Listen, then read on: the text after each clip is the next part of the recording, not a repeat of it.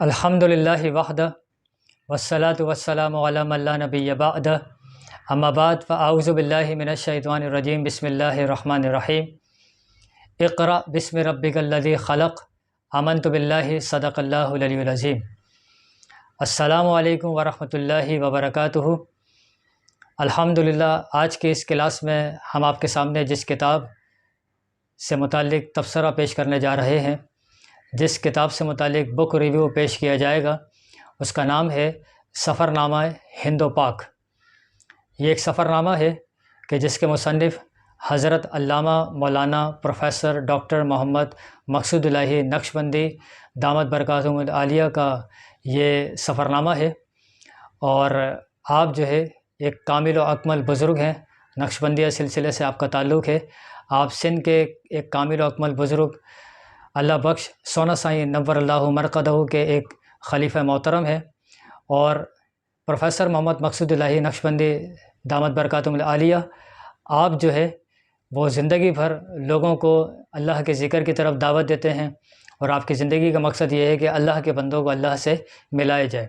اور آپ کی تمام تر تعلیمات کا خلاصہ لب لباب یہ ہے کہ کثرت سے اللہ کا ذکر کیا جائے اور زیادہ سے زیادہ تبلیغ کی جائے۔ تو اس سفر نامے میں جو ہے سفر نامہ پاک و ہند، اس سفر نامے میں آپ نے پاکستان کے مختلف صوبہ جات کا دورہ کیا، پاکستان کے مختلف علاقہ جات میں آپ نے تبلیغی خدمات سر انجام دی، وہ تفصیل سے بیان کی گئی ہیں، لیکن ہم اس سفر نامے میں جو ایک خاص پہلو کو اجاگر کرنا چاہتے ہیں، جو انتہائی اہمیت کا حامل ہے، وہ ہے سفر نامہ ہندوستان۔ جب آپ نے ہندوستان کا سفر کیا ہے تو ہندوستان کے سفر کو ہم جو زیادہ سے زیادہ آپ کے سامنے بیان کریں گے، اس کی بنیادی وجہ یہ ہے کہ ہندوستان یہ وہ ملک ہے کہ جہاں پر بت پرستی اور مختلف دیوی دیوتاؤں کی پوجا کی جاتی ہے۔ تو حضرت علامہ مولانا پروفیسر ڈاکٹر محمد مقصود الہی صاحب دامت برکاتہم العالیہ نے جب پاکستان سے ہندوستان کے مختلف علاقوں کا آپ نے دورہ کیا، تو ہندوستان کے جو علاقے تھے اس میں بدایوں، حیدرآباد، دکن، مدراس، احمد آباد، آگرہ، اندور اور دیگر بمبئی، دیگر علاقہ جات کا آپ نے دورہ کیا۔ یہ کتابچہ اور یہ بکلیٹ جو ہے انتہائی اہمیت کا حامل ہے ان طلباء، ان علماء، مبلغین، ان صوفیہ، ان افراد کے لیے جو یہ جاننا چاہتے ہیں کہ غیر مسلمین کو اسلام کی دعوت کس طرح دی جائے، کیونکہ اس وقت دنیا کے مختلف مذاہب کے ماننے والے ہیں، تو ہر مذہب کا ماننے والا اپنے مذہب کے کچھ عقائد، کچھ نظریات، کچھ تصورات اس کے ذہن میں ہیں۔ تو جب دنیا کے کسی بھی بندے سے بات کی جائے گی تو ہمیں یہ علم ہونا چاہیے کہ وہ کس مذہب سے تعلق رکھتا ہے اور اس کے بنیادی عقائد کیا ہیں، کیونکہ ہر سوال ہر مذہب کے ماننے والے سے نہیں کیا جا سکتا۔ تو ہندو سے الگ سوال کیا جائے گا، عیسائی سے الگ سوال کیا جائے گا، یہودی سے الگ سوال کیا جائے گا، غرض ہر مذہب کے ماننے والے سے الگ طریقے سے سوال کیا جائے گا۔ تو یہ سفر نامہ پاک و ہند جو ہے، جس میں ہندوستان کا سفر نامہ بھی ہے، تو اس سے یہ معلوم چلتا ہے کہ جب پروفیسر ڈاکٹر محمد مقصود الہی صاحب دامت برکاتہم العالیہ نے جب ہندوستان کا دورہ کیا تو اس سرزمین پر آپ کو کن کن مذاہب کے ماننے والوں سے آپ کی ملاقات ہوتی ہے، آپ ان سے کس طرح سوال کرتے ہیں، آپ ان سے کس طرح ان کے جوابات دیتے ہیں، تو یہ ایک بہت ہی بڑا ایک سیکھنے کا ذریعہ ہوتا ہے۔ تو سب سے پہلی اور بنیادی بات یہ ہے کہ اس سفر نامے کا جو آپ نے انتصاب کیا ہے تو اس میں آپ لکھتے ہیں کہ ہر جگہ اللہ تعالیٰ کی طرف سے غیبی مدد شامل حال رہی، اور ایسے ایسے معاملات رونما ہوئے جنہیں کوئی بھی ماننے کو تیار نہیں، جس سے اندازہ ہوتا ہے کہ اللہ کو اپنے دین کا کام کتنا پسند ہے، اور جب اللہ تعالیٰ کی رحمت شامل حال ہو جائے تو بڑی سے بڑی مشکل نہیں رہتی ہے۔ تو یہ وہ آپ کا جملہ ہے جو آپ نے اس سفر نامے میں بیان کیا ہے، تاکہ جو مبلغین، علماء، صوفیہ اور اللہ کے نیک بندے جو دعوت و تبلیغ کا فریضہ سر انجام دیتے ہیں، تو یہ کوئی پھولوں کی سیج نہیں ہوتی ہے۔ It is not a bed of roses, یہ کوئی پھولوں کی سیج نہیں ہوتی۔ It is not a piece of cake, یہ کوئی ایک حلوہ نہیں ہوتا ہے جو انسان کو دے دیا جاتا ہے، بلکہ اس کے لیے انسان کو بہت زیادہ تک و دو، محنت، پریشانی، مصیبتیں، رکاوٹیں، تکلیفوں کا سامنا کرنا پڑتا ہے۔ تو لیکن جب اللہ کے دین کے لیے نکلتا ہے، اللہ کے راستے میں نکلتا ہے، تو اللہ تعالیٰ اس کے لیے آسانیاں پیدا کرتے چلا جاتا ہے۔ تو اس کتاب میں آپ نے جو ہے وہ مختلف ہندوستان کے علاقوں کا دورہ کیا، اور آپ نے مختلف جو اللہ کے نیک بندے ہیں، حضرت بختیار کاکی رحمۃ اللہ علیہ، حضرت ندام الدین اولیاء رحمۃ اللہ علیہ، حضرت امیر خسرو رحمۃ اللہ علیہ، حضرت چراغ دہلوی رحمۃ اللہ علیہ، حضرت خواجہ غریب نواز اور سلسلہ علی نقشبندی کے سالار حضرت باقی باللہ رحمۃ اللہ علیہ کے مزار پر انوار و تجلیات کا دورہ کیا آپ نے۔ اس کے بعد آپ نے ٹیپو سلطان کے مزار کا بھی دورہ کیا اور آپ نے وہاں جملہ لکھا ہے کہ مزار پر حاضری دی، فاتحہ پڑھی، ایسا معلوم دیتا ہے کہ یہ شعر ابھی مزار سے نکل کر انگریزوں کو للکارے گا۔ ٹیپو سلطان کے مزار پہ آپ نے یعنی کہ زیارت کی، اور دیگر مزارات اور دیگر اللہ کے نیک بندوں کی جو مقدس ترین مقامات ہیں وہاں کی آپ نے زیارت کی، اور پھر آپ مختلف تبلیغی دوروں کے لیے آپ نکل جاتے ہیں۔ تو اس میں آپ بیان کرتے ہیں صفحہ نمبر 22 سے لے کے 23 تک بہت ہی ایمان افروز واقعہ ہے۔ جب آپ بمبئی ٹرین سے آپ ایک جگہ گزر رہے تھے تو سفر کے دوران آپ نے یہ واقعہ لکھا کہ ایک شخص جو ہے وہ خواتین کو بہت زیادہ تنگ کر رہا تھا، پریشان کر رہا تھا، جس کی وجہ سے وہ ٹرین کے اندر جو مسافر تھے وہ بہت زیادہ پریشان ہو گئے۔ تو حضرت صاحب کے جو متعلقین تھے وہ اس شخص کو جو ہے حضرت صاحب کے پاس لے کر آتے ہیں تاکہ حضرت صاحب اس کو سمجھائیں، اس کی رہنمائی کریں۔ تو وہ کیونکہ مقامی نہیں تھا، وہ غیر ملکی تھا، اور اس کا تعلق جو ہے فرانس سے تھا، وہ بنیادی طور پہ ایک فرانسیسی شہری تھا جو دیگر خواتین کو تنگ کر رہا تھا۔ تو جب اس شخص کو حضرت صاحب کے پاس پیش کیا گیا تو حضرت صاحب نے اس سے جو گفتگو فرمائی تو اس کا ایک جملہ یہ تھا کہ حضرت صاحب نے فرمایا "If you remember God as I tell you the method"، اگر تم اللہ کو اس طرح یاد کرتے ہو کہ جس طریقے سے میں آپ کو بتاتا ہوں کہ یہ طریقہ ہے اللہ تعالیٰ کو یاد کرنے کا،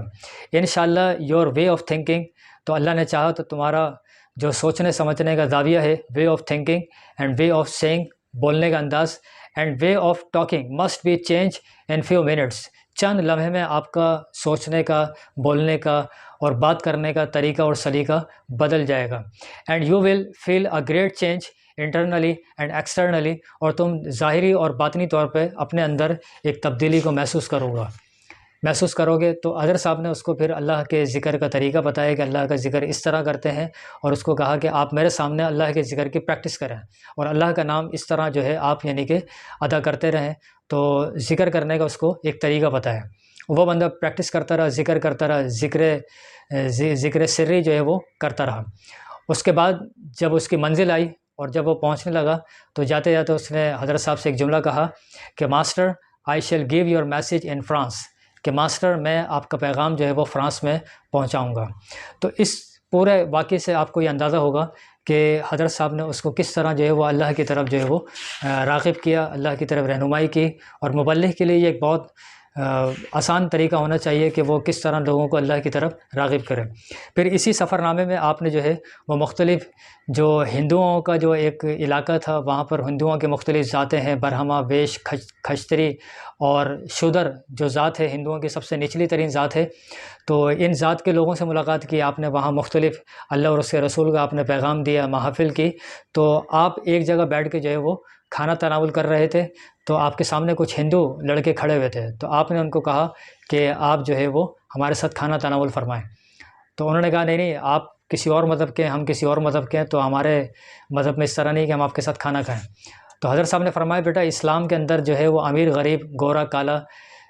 اور بادشاہ اور غلام سب کے سب برابر ہیں، تو آپ ہمارے ساتھ بیٹھ کے کھانا کھائیں۔ تو وہ شودر جو قوم تھی وہ حیران ہوئی کہ یہ کیسے مذہب کے ماننے والے ہیں کہ یہ امیر غریب اور گورا کالا سب ایک ساتھ بیٹھ کے کھانا کھا رہے ہیں، ورنہ ہندو مت میں جو ہے وہ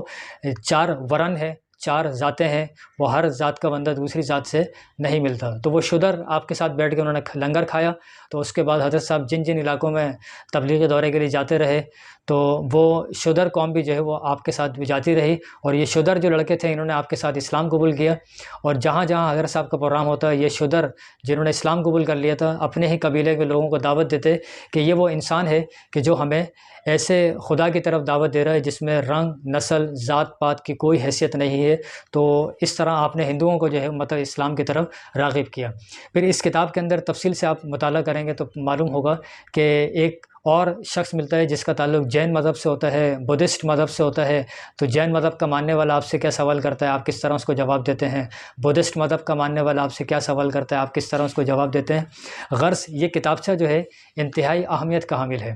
سفر نامہ پاک و ہند۔ اس میں جو ہندوستان کا سفر ہے کہ کس طرح آپ عیسائیوں سے بات کرتے ہیں، کس طرح ہندوؤں سے اور جین مت کے ماننے والے، بدھسٹ سے ماننے والوں سے آپ کس طرح جو ہے